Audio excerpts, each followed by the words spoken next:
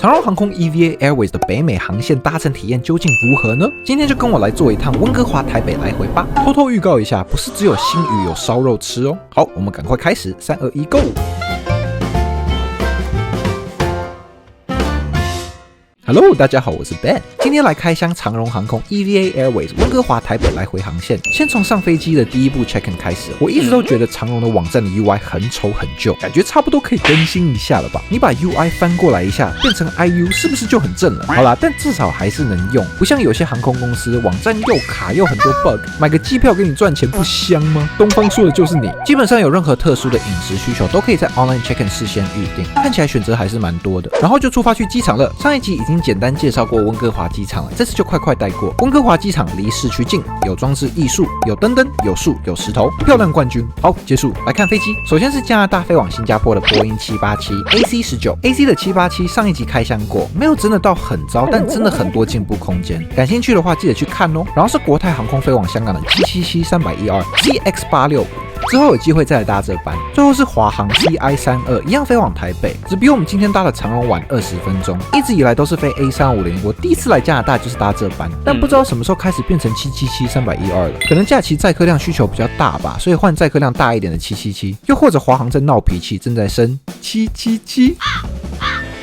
最后来看看我们今天的班机 BR9， 一样是777-312。哦，777真的很难念，是长荣的主力客机，一共有33台在努力赚钱。看看那威猛又美丽的 GE90 发动机，真的是人类的杰作。我还记得那个时候把我推坑航空的朋友一直在说 GE90 怎样怎样，我去年搭这同一班飞机的时候还不以为然，真的是太年轻了。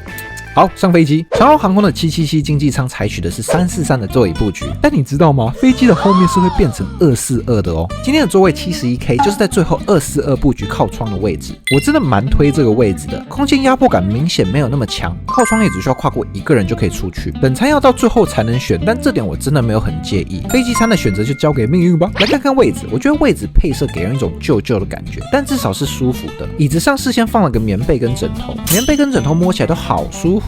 你知道现在还有什么 Legacy Carrier 是不用这种软绵绵舒服的枕头吗？ Air Canada 我又来鞭尸你了，哈哈哈。Legroom 巨大无比，大概2个半至3个拳头的距离，一大个椅背口袋，餐桌是可折叠式的，头部靠枕是可以上下调整，也可以凹起来的。飞机窗是手拉式的，只是这个位置太后面也看不太到翅膀，万能插座在椅子下面，后面位置的话是2个人分一个。话说姐姐能不能稍微脚借过一下下？我现在这个姿势会被误会成偷拍仔。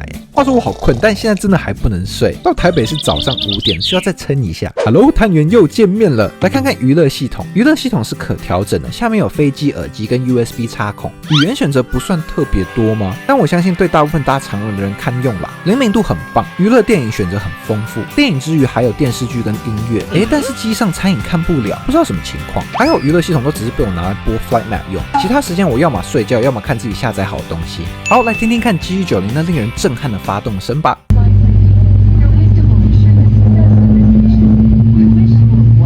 我还是第一次听到如此悦耳的噪音，我觉得我可能微风微而已哦。给各位看看晚上的 Richmond， 还有那一点光，没错，就是 UBC。我去就回。我们跳到飞机餐吧。上飞机餐前，空服有先发1轮饮料，最近颇胖，喝水就好。但长荣不再多发一个零食吗？会这样问是因为我知道长荣其实有带很多零食的，感觉空服们想赶快完成 service， 然后去睡觉休息吧，因为动作真的超快。长荣一个超贴心的举动，就是如果空服发飞机餐的时候你睡着了，他们就会贴一张贴纸在你前面，让你起床后想吃饭可以直接跟空服说，贴心100分。然后要发食物前还会给你这个菜单，这个算吗？因为我其实觉得这个比较像是不需要用英文也可以顺利跟老外沟通的工具，好像其实蛮聪明的，就不用一直在那边 chicken or beef。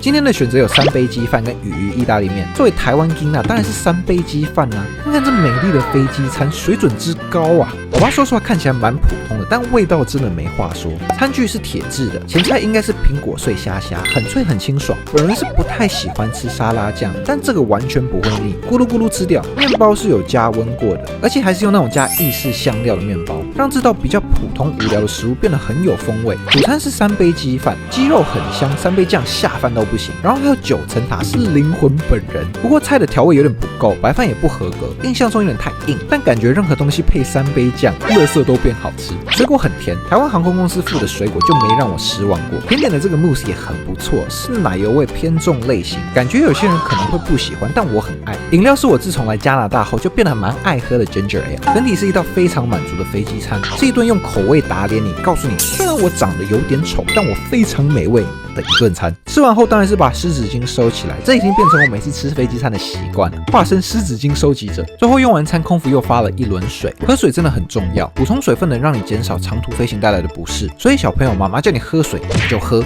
睡了一觉后起来开箱厕所，有一个全身镜，厕所有 EVA 跟 Payo 联名的 Hand Wash、Hand Sanitizer、Aroma Mist 跟 Body Cream， 是这样念吗？有人可以纠正一下吗？还有眼罩可以拿，那我就不客气喽。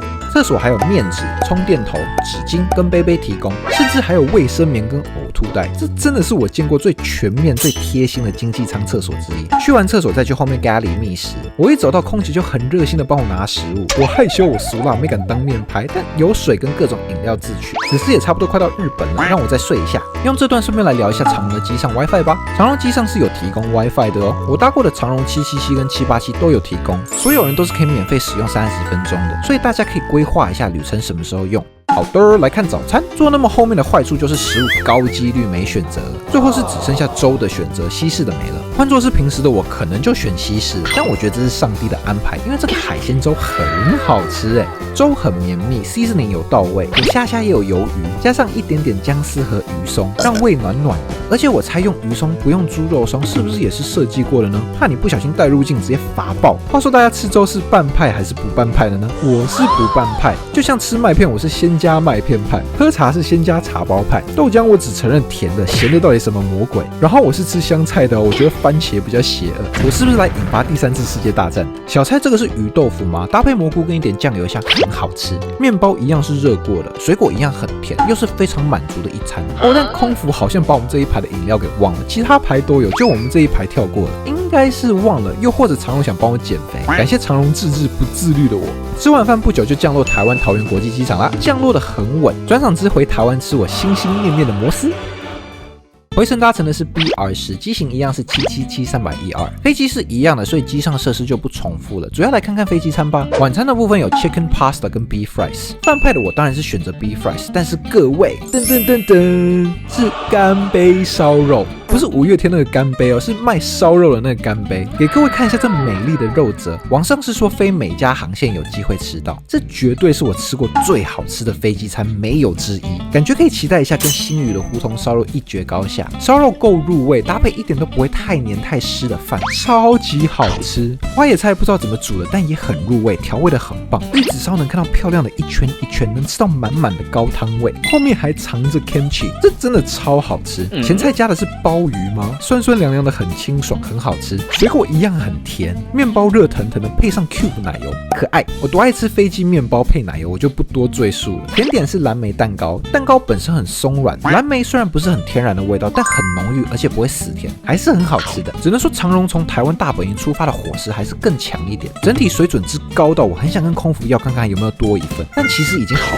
饱，也好困，也好肥，我还是为我的肠胃着想一下好了。吃饱后一样又发了一瓶水，棒。